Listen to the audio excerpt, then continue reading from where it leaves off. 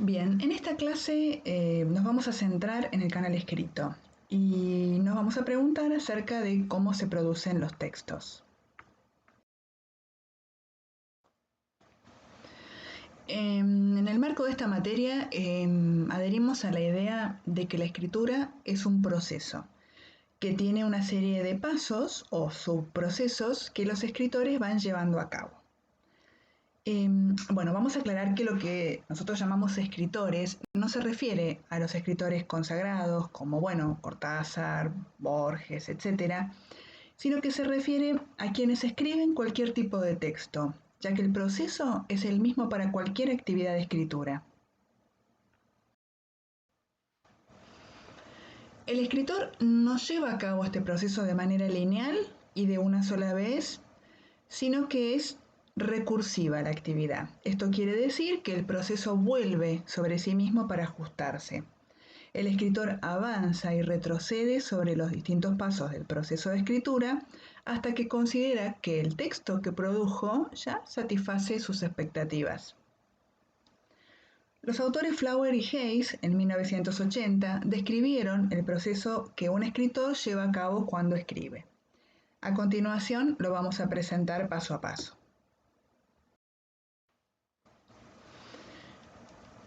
El modelo de Flower y Hayes parte del análisis de la situación de comunicación, que incluye elementos externos al escritor, como el destinatario, el propósito, bueno, los que vimos en la segunda clase nuestra del taller. Y los autores hablan además de un problema retórico que se relaciona concretamente con el propósito, y es aquella situación que queremos solucionar a través de la escritura, es decir, la razón por la cual me siento a escribir. Vamos a analizar todo el proceso de escritura a partir de un ejemplo concreto, como para que ustedes lo puedan ver más claramente. El ejemplo que vamos a tomar es el de la presentación que hicieron ustedes a través del foro en el taller. De esta manera, si yo quiero, mi problema retórico, digamos, es que quiero participar del foro de presentación del taller, lo primero que hago es evaluar la situación comunicativa. ¿Qué significa esto? Es los participantes, quiénes son los participantes que van a leer mi aporte y el propósito del texto, que es la presentación propia, los temas sugeridos por la materia para la participación, me sitúo en el tiempo y espacio de los lectores en relación con mi tiempo y espacio. En este caso se daba que las circunstancias son compartidas porque sé que el foro será leído en el corto plazo seguramente y que entonces el tiempo, digamos, que transcurra entre la escritura y la lectura no va a ser tan extenso. Sé que su naturaleza es pública y no privada y que el canal es escrito. Todo esto va a influir en las decisiones que tome sobre lo que voy a escribir y cómo.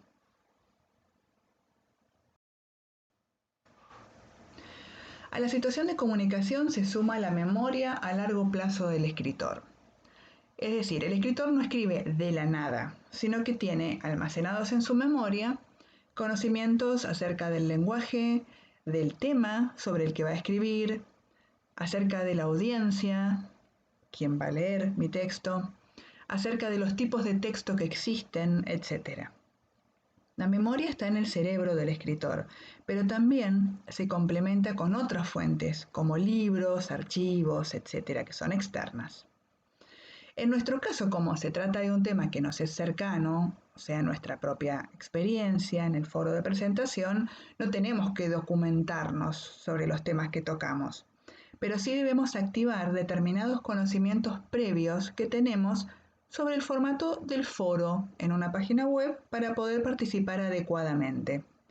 Y si no conocemos el tipo discursivo, seguramente esperaremos a ver qué hacen otros antes, como para aprender a participar a partir de la imitación de los modelos, que en este caso serían los aportes de otros compañeros.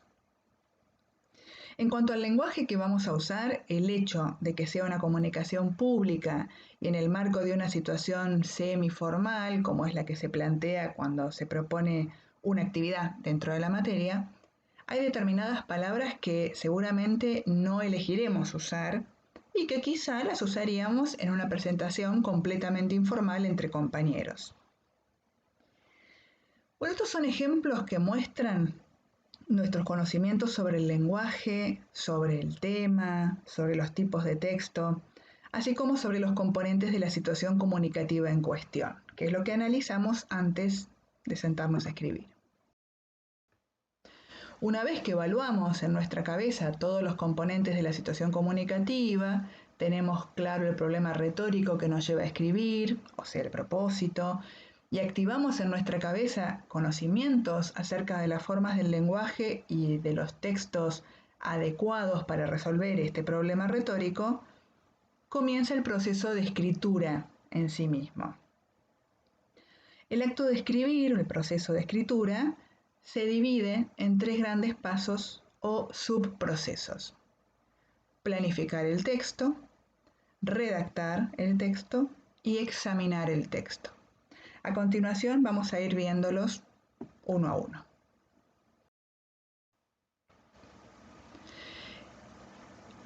Bueno, el subproceso de planificación del texto tiene a su vez 3 etapas internas. Una de ellas es generar ideas. La generación de ideas es la búsqueda de información en la memoria a largo plazo del escritor. En el caso de nuestro ejemplo del foro, el escritor decide qué temas abordará en esa presentación. En el foro, esta decisión estuvo semi-orientada por la consigna que presentaba ideas posibles a modo de sugerencia.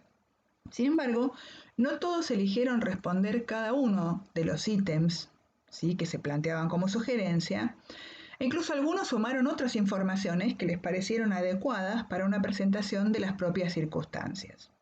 Esto tiene que ver todo con la idea de pensar el texto, pensar qué voy a decir cuando me siento a escribir.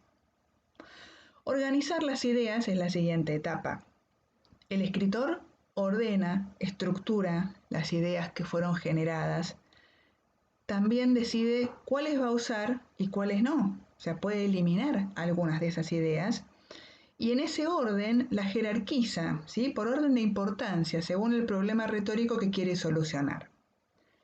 Esto significa con cuál voy a empezar, con cuál voy a cerrar, cuál es más importante, cuál es menos importante. En el ejemplo de nuestro foro de presentación, quienes estuvieron viendo series y películas, eligieron en general no presentar una lista detallada de todas las series y películas que vieron durante la cuarentena. Y seguramente también quitaron de la lista algunas cosas que hicieron y que les pareció que no eran relevantes para incluir en este tipo de foro. Algunos habrán ordenado sus actividades por orden de frecuencia, es decir, lo que más hicieron lo pusieron primero, lo que menos hicieron lo dejaron para el final, etc. Es decir, a partir de las ideas que nos genera el tratamiento del tema para ser escrito, encontramos un orden interno, una jerarquización de estas ideas, incluso antes de sentarnos a redactar. También formulamos objetivos, ¿sí?, dentro de esta etapa de planificación. Formular objetivos tiene que ver con tomar decisiones acerca de cómo se va a estructurar el texto en detalle. Por ejemplo, abro el foro, hablo mi aporte en el foro con un saludo. ¿Cómo saludo? Esto que digo, ¿lo voy a explicar bien en detalle? ¿Pongo un ejemplo de lo que leí, de lo que vi en Netflix? ¿Tengo que cerrar el aporte despidiéndome de alguna manera? Etcétera. Estos objetivos, que son parciales, que son muy concretos y que tienen que ver con la organización interna del texto, también son planificados en una etapa primera. Luego viene lo que se llama el subproceso redactar el texto. La redacción consiste en transformar las ideas en lenguaje visible y comprensible para el lector. Lo planificado suele tener forma de esquema o de palabras sueltas. En esta etapa, el escritor convierte esas ideas, esas palabras sueltas, en una secuencia de lenguaje lineal escrito. En nuestro ejemplo del foro, acá es el momento en el que se fue generando la sucesión de palabras y frases que componen el texto de la presentación de cada uno. El tercer subproceso es el de examinar el texto, que contiene dos etapas.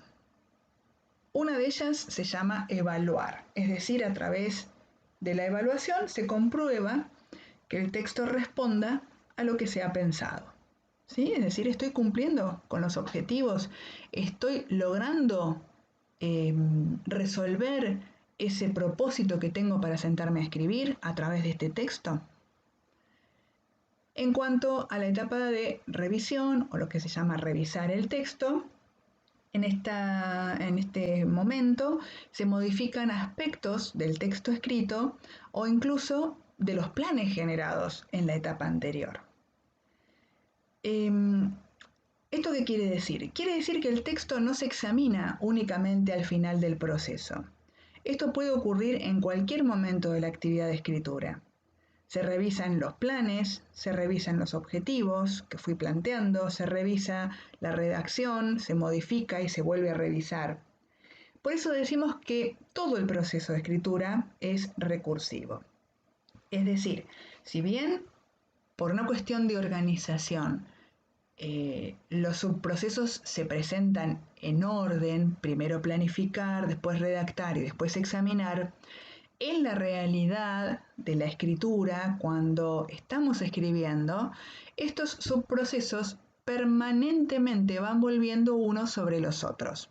Es decir, por ejemplo, planifico una idea, empiezo a redactar, no me gusta cómo queda, tacho la redacción y digo, mejor lo voy a empezar distinto, vuelvo a mi planificación original.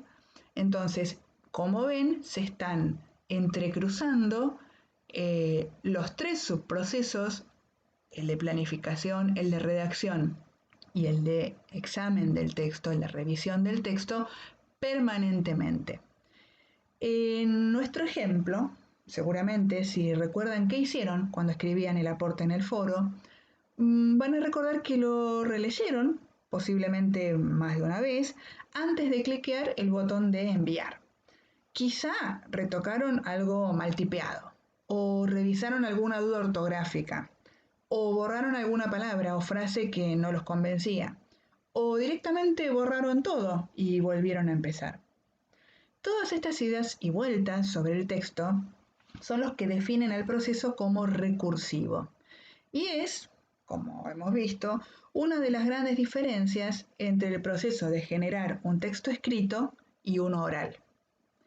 Cuanto más revisemos, retoquemos el texto, seguramente más satisfechos estaremos con el producto final.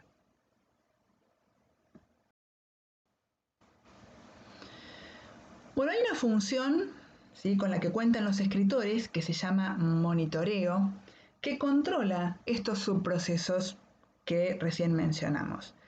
Esto es, por supuesto, todo funciona dentro de la cabeza, ¿sí?, dentro del cerebro. Hay una función cognitiva que se llama monitor.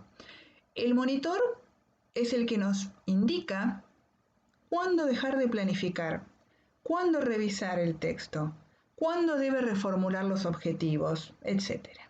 Es decir, el escritor sabe en qué momento queda cerrado su texto porque se lo indica el monitor.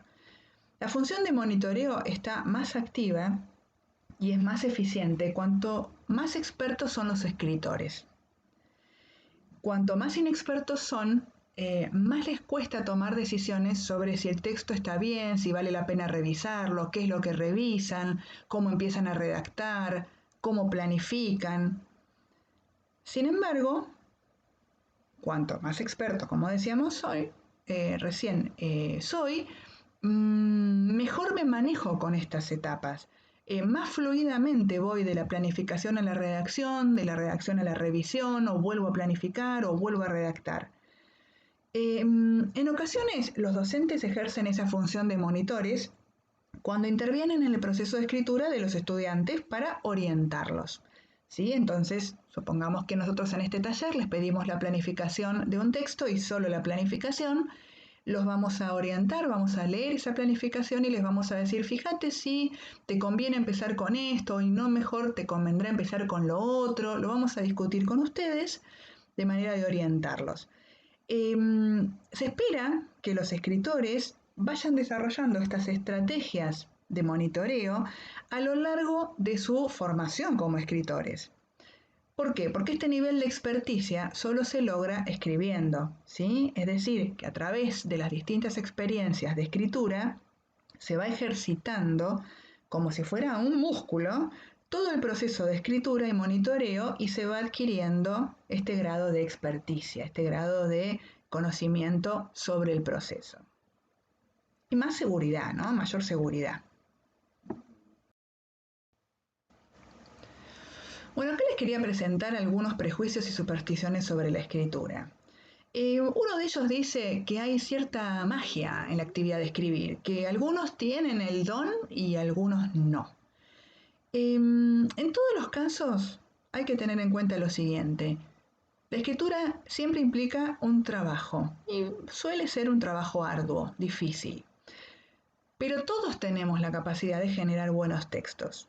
Lo que tenemos que hacer es trabajar sobre esos textos, ¿sí? Revisarlos, retocarlos, redactarlos. Hay otro prejuicio que dice, no puedo escribir porque me falta inspiración o no tenemos inspiración. No tener inspiración en realidad es no tener ideas, ¿sí? Es decir, no saber qué poner. Nos está faltando información en esa memoria a largo plazo que tenemos que tener. Por lo tanto, la solución para esto es documentarse, es leer sobre el tema, es generar ideas propias, es pensar, es reflexionar. Todo proceso de escritura implica reflexión. Esto lo tenemos que tener muy claro de entrada. Tenemos que pensar en lo que se escribe, ¿sí? Fíjense el siguiente prejuicio que se relaciona con esto de la reflexión.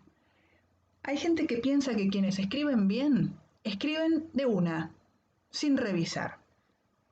Y sin embargo, hay que saber que todos los escritores, incluso los más expertos, incluso los famosos, ¿sí? Los escritores famosos, planifican, redactan, revisan innumerables veces, tachan, borran, cambian de lugar las cosas.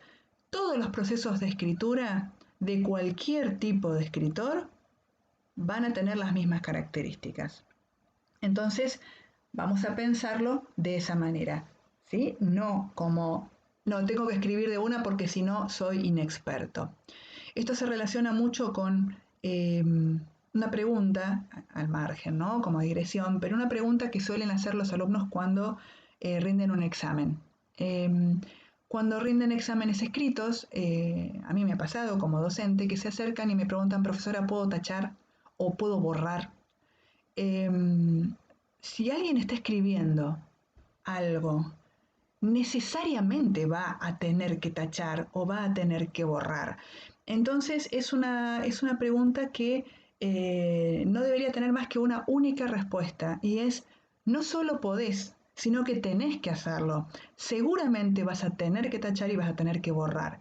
Esto va a pasar siempre que se sienten a escribir algo un poco más planificado, un poco más exigente que, digamos así, un WhatsApp, ¿sí? Y para escribir bien, dice otro prejuicio, hay que escribir siempre de manera larga y compleja. Se supone que la escritura es como siempre más formal y que para escribir bien tengo que escribir difícil. En realidad, es lo opuesto. Lo deseable es escribir simple, que no significa escribir mal, significa escribir de manera simple.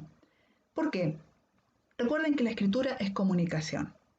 Nosotros queremos que nos entiendan o no.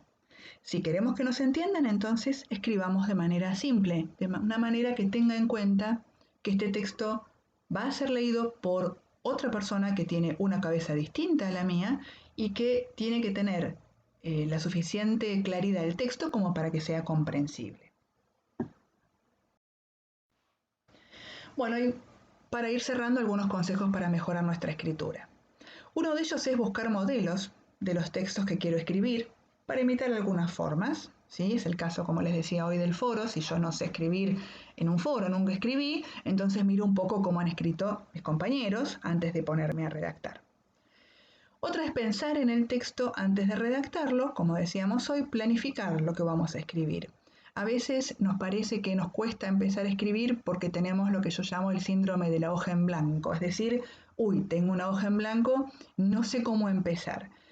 En el momento en el que ustedes hagan una planificación de lo que van a decir y más o menos en el orden que lo van a decir, aunque sea con palabras sueltas, aunque sea un esquema, van a ver que ese síndrome de la hoja en blanco deja de existir. ¿Por qué? Porque ya tienen el texto medio armado en la cabeza de ustedes. Cambiará después de forma una y mil veces, pero en principio pueden largarse a escribir con algo más concreto. Otro consejo es que cuando revisemos le demos prioridad primero a la revisión de la organización del texto. No nos lancemos enseguida a revisar la ortografía, la puntuación o si tipié mal algo. Primero pensemos, ¿esto está bien organizado? ¿Se entiende? ¿Está claro el desarrollo de las ideas? Y una vez que tengo eso claro, yo me pongo a revisar los detalles, la puntuación, la ortografía, cuestiones que no dejan de ser importantes, pero no son las más importantes para la comprensión. Otro consejo es buscar diferentes formas de expresar la misma idea si no quedamos muy satisfechos con la primera formulación. A veces nos parece que estamos como atados a esa formulación. Yo lo escribí así y ahora ya no lo puedo borrar. En realidad tenemos absoluta libertad para cambiar las cosas. Podemos decidir sobre el propio texto. Decidir sobre el propio texto implica apropiarse de ese texto. Ese texto es nuestro. Podemos hacer con ese texto lo que queramos. Podemos tacharlo todo, podemos borrarlo, podemos acomodarlo cuantas veces lo necesitemos. Esto implica, como dice el siguiente ítem, ser flexibles para modificar planes y lo que ya hemos redactado. A veces tachar, borrar, cambiar de lugar las cosas nos cuesta porque se genera como cierto enamoramiento del texto. Como nos ha costado bastante escribir esa media carilla, esas 10 carillas, estamos como medio reacios a retocarlas, a cambiarlas. Lo podemos hacer siempre. Cuando el texto es tan importante que de ese texto depende, por ejemplo, la obtención de un trabajo o la aprobación de un curso o algo así, lo ideal es contar con un poco de tiempo antes de entregarlo. ¿Por qué? Porque un último consejo es que traten de dejar descansar al texto, ¿sí? Así como si estuviera leudando la masa, bueno, dejen descansar el texto, no lo revisen por un par de días o de un día para el otro y vuelvan a él porque van a volver con otra mirada y van a ver que seguramente encuentran cosas que podrían expresar mejor y siempre están a tiempo de hacerlo. Muy bien, cerramos como siempre con las referencias al texto de la materia, en qué apartados van a encontrar la información sobre el proceso de escritura.